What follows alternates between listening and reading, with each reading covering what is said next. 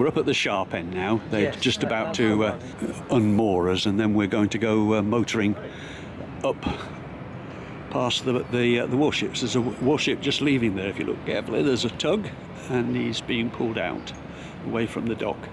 And there goes the Gosport ferry, which I came across earlier on this morning. Okay then, yeah. She's lovely.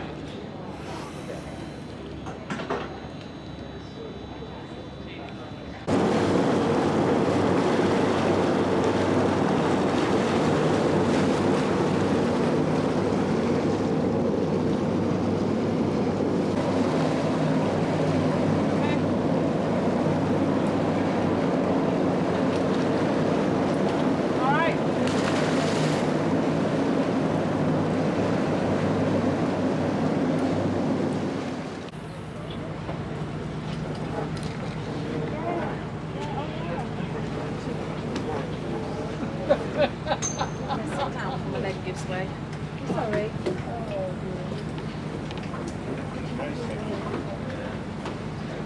See, I knew they'd come down.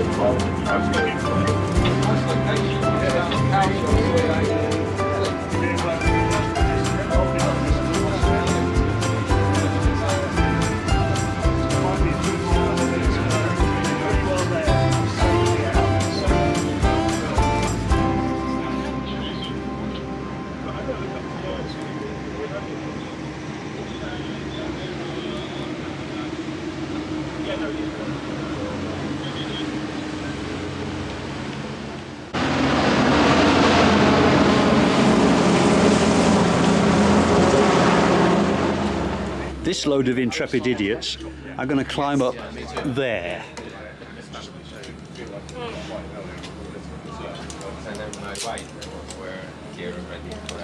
And for some strange reason, I'm going to do it too.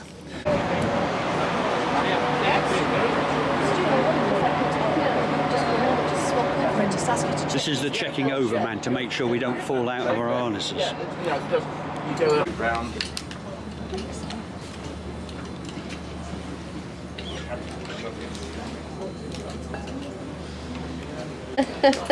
There's a lot of us, isn't there? Yeah, there certainly is. I hope there's not too many that the boat capsizes when we're all up Well, there. it would be awkward, wouldn't it? It would be difficult, wouldn't it? 4. Okay. A few. Yeah. Can't get the staff nowadays. I'm clearly not paying them enough, these volunteers. Okay, so what we're going to do today is an up and over. So we're going to climb up into the first platform, climb up one side. We're going to climb up on the port side because of the way we're braced, up onto the platform, and then we'll climb down the starboard side. I'm going to be standing under the platform on one side. Henry, wherever he is, will be standing on the other side of the platform, just to make sure you're all comfortable going up and down. I'll have 2 of my BMs on the platform to show you where to put your hands and feet, etc. And one either side feeding you on and feeding you off, making sure you're not doing anything wrong. So a few safety things then. So we're always going to be attached to the ship in some way before we leave the deck. So I've handed out these pieces of kit. These are called ASAPs. They are full arrest devices, so they're not belaying devices, they're not climbing devices, they are full arrest devices. So they operate a little bit like a car seat belt, and that they've got an inertia system in here. So if I just demonstrate over here. So they'll run freely up and down the red line that's running up and down. But if anything should happen, you should fall sharply, it will lock itself like that. If that happens to you, it sometimes happens, not that you've fallen, but you've moved a little bit quick, or this is up high as you're coming down. All you have to do is take a step up, and it will just free itself, and then it will roll down nicely on its own. Okay. Got black tethers. Okay. So before we leave the deck, we will. Can I just squeeze in there? Before we leave the deck, we'll reach round. We'll attach our long tether to that orange line. That means we're always secure. Then we can climb out, attach that to you, detach that, and then you're good to climb. One of the golden rules is we always have 3 points of contact. So we've either got both feet and one hand holding on, so you move one limb at a time. Okay, so don't want to see any of this. Where that happens mostly is when people either get on first or when they get off. So they'll climb up onto the edge and then they'll be fiddling with harnesses and so on with both hands. Always keep hold with one hand when you're doing clips. If you need a second hand, what you can do is you can wrap your arm round and you then got two hands to work with. Okay. Usually it's as people climb down, undoing their clips when they're here, they'll be standing without holding on to anything. So that's your most vulnerable time. Into the vertical, stronger, and really in the vertical. If you turn according to the steps of that, potential someone's going to stand, step on your fingers, you think you're probably going to let go. So you better hold the vertical, it's not to do that. Different way of doing it here, we don't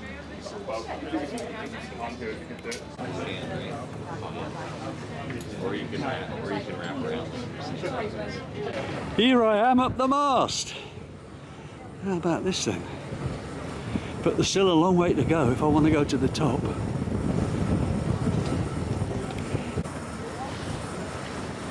That's my excuse anyway. It's not just a double hole.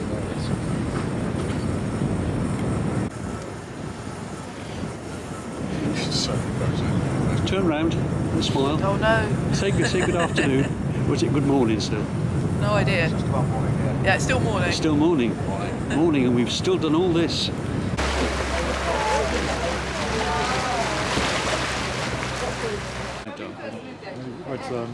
Went all the way up, and then it was every 2 metres it was knotted around. So you'd have to put one clip on, take one clip off. Because Tenacious is over 48 metres in length, she needs a pilot when leaving or entering Portsmouth Harbour. And this is how he gets back to Portsmouth.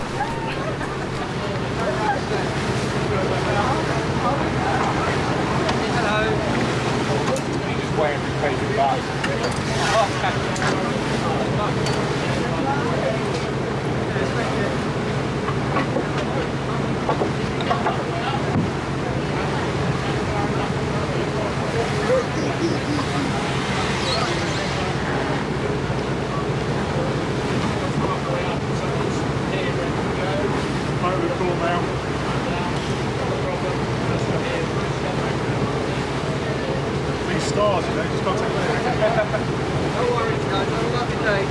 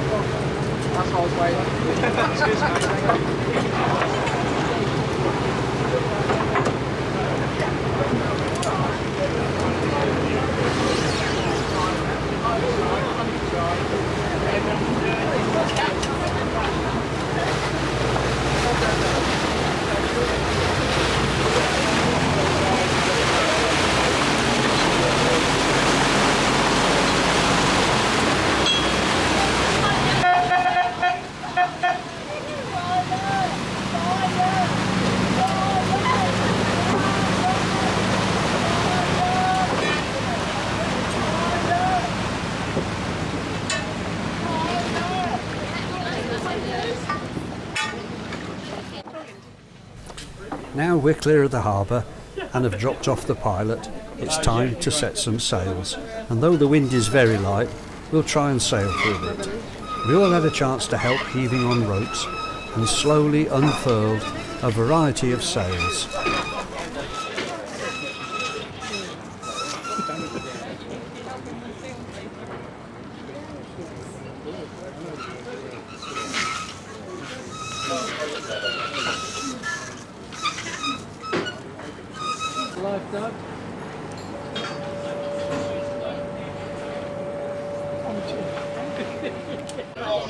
There we go.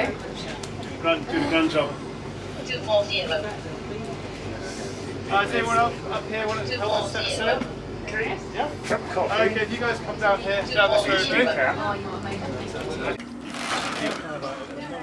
Stop there a second. It's like walking down there, but the crane's obviously over something. There's kind of like the middle ground of the British. Isn't it? Yeah. Keep going with it, Ukrainian captives, but like, so we're just looking around a bit instead of going back.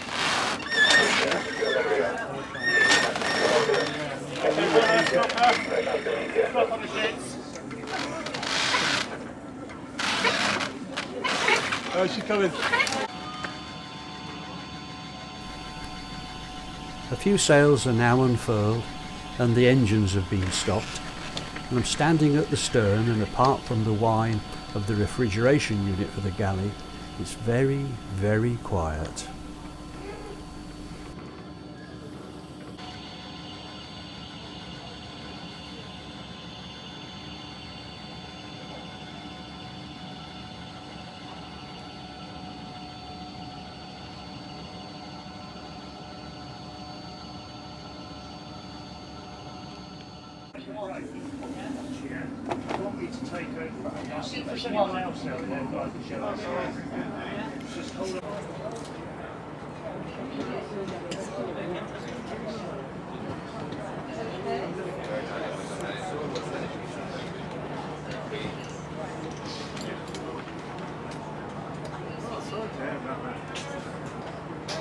Yeah, we found it perfect. Oh God, this there. Yeah.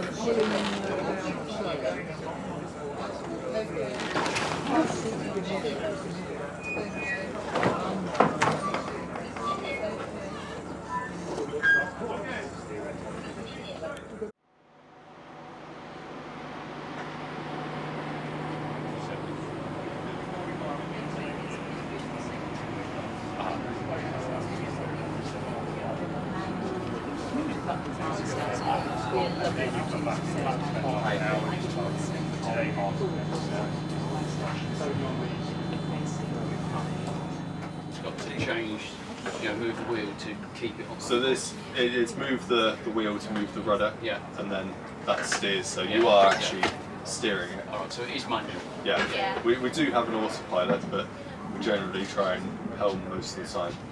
Yes. I guess we're only really using terrible weather or you're very, very short-handed. Normally we've got enough hands that it's good to rotate. So that's the apparent wind speed, which as we're going so slow is probably the true wind speed.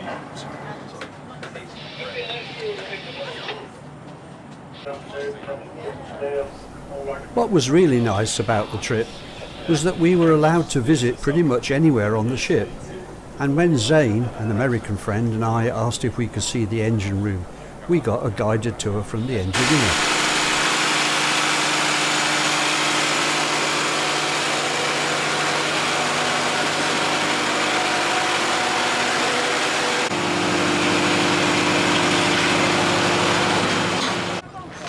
Yeah, they're all waiting.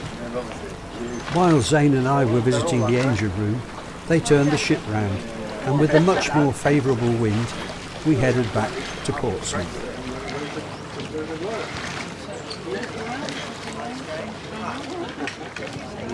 Wanted to do that, so I'm glad they took them down. Yeah.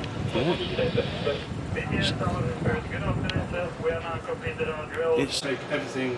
So there's a centre of effort. It's not every day you get a personal lesson from the captain about how to wear ship or turn it round. That's all you're doing. Okay, so why does backing a jib bring Because it provides leverage.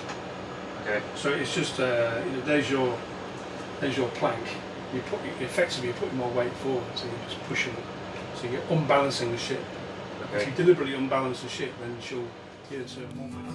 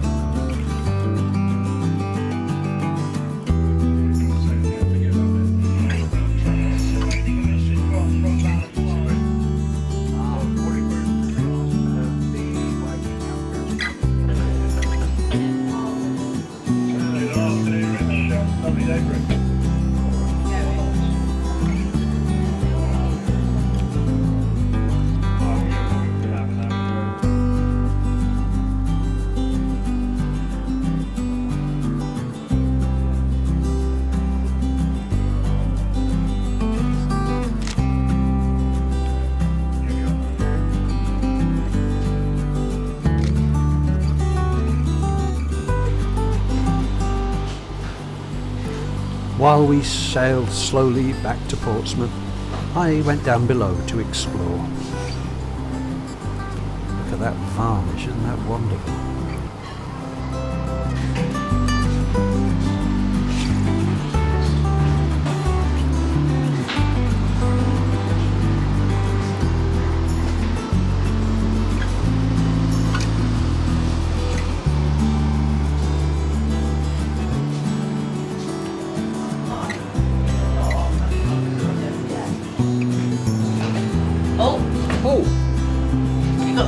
On, you film me.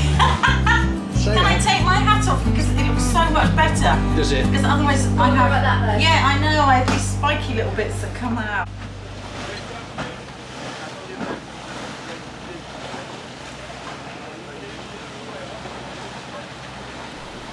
As we got closer to Portsmouth Harbour, it was time to take on the pilot again. So here he comes in the pilot launch.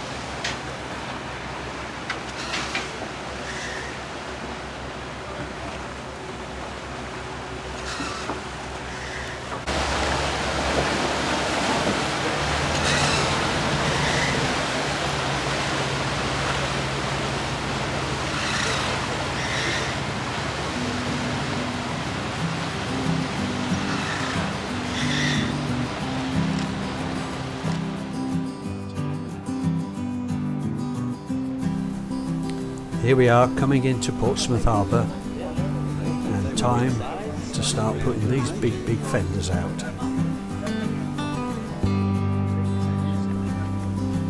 And so we approach our berth on Gun Wharf Quay in Portsmouth.